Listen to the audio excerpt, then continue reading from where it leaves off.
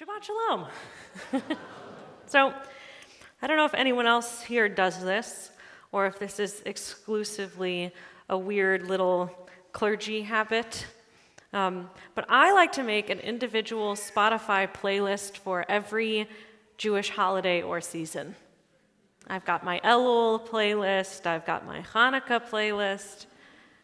Of course, this past week I've been compiling my playlist for Pesach. And now it's important to know, not every song has to be specifically a Jewish song, but it has to fit thematically. For instance, this year, I included Freedom by Beyoncé and Kendrick Lamar, right in between When You Believe from the Prince of Egypt and Next Year in Jerusalem by Cantor Becky Mann. Listening to these songs puts me in the right mindset and gets me ready to experience all the different themes of this holiday. And there are many themes in this holiday. It's about spring and rebirth and renewal. It's deeply imbued with family traditions, especially because it's an at-home holiday. Most of us are doing Seder in our homes. Some of us brought more family members than usual because we're in town for Seder. We also focus on our obligation to teach our children and our children's children, as well as our yearning for a future of peace and safety for ourselves and all people around the world. That's a lot of good stuff. Each one of those themes deserves its own sermon, but instead of giving 7 sermons tonight, I'll pick one. And this year, I felt particularly drawn to the line we find in the Haggadah within the section of the Seder called Magid, the telling of our story. As we retell the story of the Exodus each year, we read, B'chol dor vador chayav adam lirot et atzmo ke'ilu hu yatsa mimitzrayim. In each and every generation, a person is obligated to see themselves as if they personally had come out of Egypt. The word for Egypt, Mitzrayim, means more than just one particular country or at one particular time. We can also read it as the narrow place, the narrow places. Yatsa Mitzrayim is more than just coming out from Egypt. It's a release from all the places of narrowness and struggle in our lives. And to see ourselves as if we, like our ancestors, have broken free from hardship and challenge and pain is a beautiful and important piece of our Seder each year. And we know some years this is harder than others. This year, I know many of us are feeling stuck in the narrow places. It's an extremely challenging and potentially dangerous time to be a Jewish person in the world. But we need that too. We are asking questions that we never thought we'd have to ask again, like where it is and is not safe to wear a Magen David outside of our shirt, or with whom it is safe to talk about Israel. This year, it may not really be a challenge to imagine ourselves as though we were in Egypt.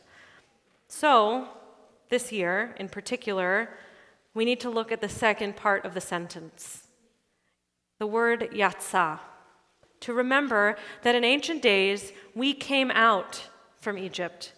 When we tell the story of leaving Egypt, we spend a lot of time on the signs and the wonders and the miracles from God which helped us along the way. But the leaving was by no means easy. And if that's your takeaway from the Seder, then you're not listening. Can you imagine what it must have felt like to be an Israelite at that time? To be a slave? To hear about the possibility of leaving, to witness the plagues, to suddenly be faced with the task to quickly pack up as much as you can and follow your people into the complete unknown of the wilderness. This must have been both physically and spiritually exhausting. Though it will certainly be challenging, we too will emerge from our narrow places, and we won't and cannot do it alone. When our ancestors left Egypt, it was with an erev rav, a mixed multitude. There were non-Israelites who were also eager to escape the physical and spiritual bondage of Egypt. They were ready and willing to face the unknown with us, and we will find our modern equivalent. We will work intentionally to strengthen those relationships. Just think back to our interfaith gathering we hosted here at the end of January. This room was filled like a high holiday service with folks from all walks of life to stand together with purpose and with love. We were already working, and we are already working, on how to build on that moment, to deepen our connections, because we can help one another escape from our narrowest places and build a better world for all of us. For generations and generations, when Jewish families have sat down around their Pesach tables to relive our story and dream about a better tomorrow, we have been reminded to see ourselves as if we were there. But Rambam, a rabbi from the Middle Ages, didn't believe the obligation, lirot et atzmo, to see oneself as having been there, was strong enough. He changed the instruction to liharot et atzmo, that in each and every generation, a person must present themselves as though they personally have just now left the slavery of Egypt. How would that change our experience, not just of Seder, but of our lives? To behave as though we are experiencing freedom, even if there are parts of our lives in which we may not feel completely free. In a way, I think Rambam may have been hundreds of years ahead of his time, pointing us toward an abundance mindset, telling us not just to imagine the miracle of crossing the sea, but to behave as if we were there, telling us, don't just sit and think about it, act like it. Wear your Magen David on the outside of your shirt.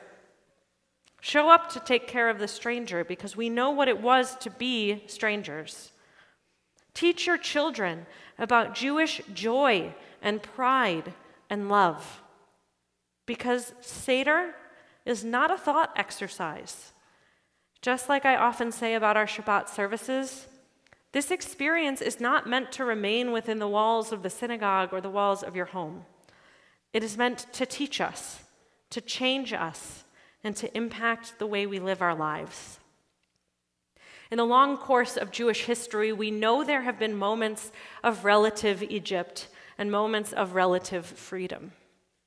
There have been many times when it was hard to imagine what Egypt would have been like. Maybe it's not so hard for you right now. But let that be our motivation this year. As we sit around our Seder tables, as we experience one of the foundational narratives of our people, we need to really picture ourselves and then present ourselves as crossing through and wandering the desert. Let's really imagine what it would feel like to come forth from this deeply challenging moment in Jewish life, think about what we will need to get there, and behave accordingly after Seder's over. Bechol dor vador. In each and every generation, this is our task.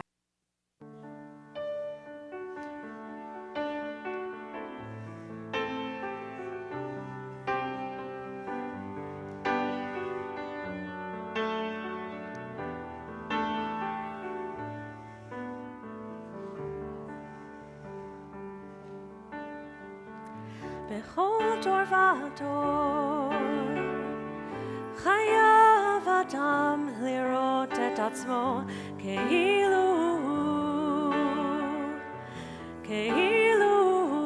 יצא ממצרים.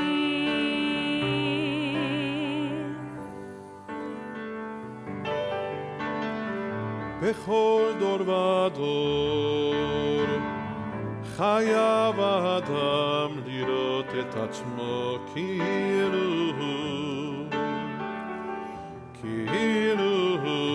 יצא ממצרים, יצא ממצרים, יצא ממצרים, יצא ממצרים.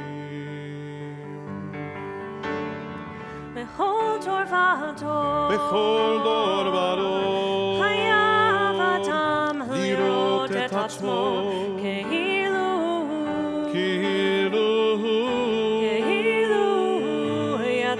ממצרים, יצא ממצרים, יצא ממצרים, יצא ממצרים. Can you picture yourself crossing through and wandering the desert?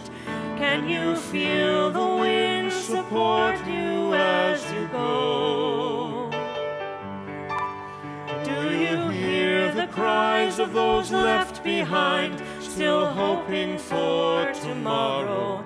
Do you fear the mountain you still have to climb?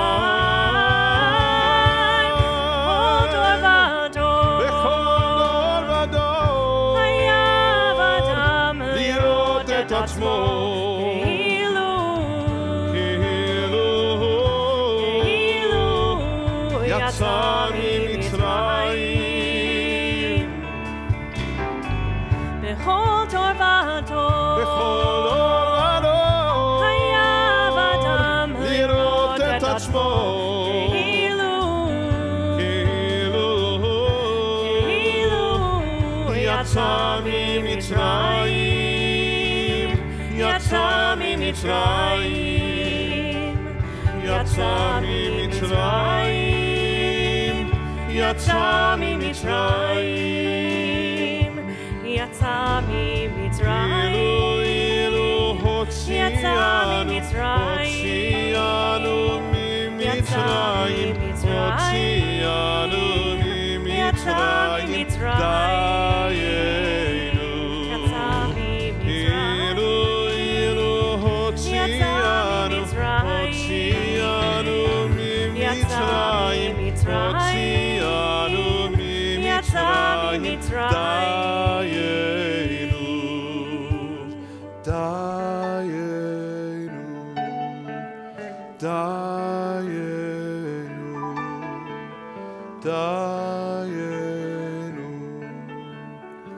דיינו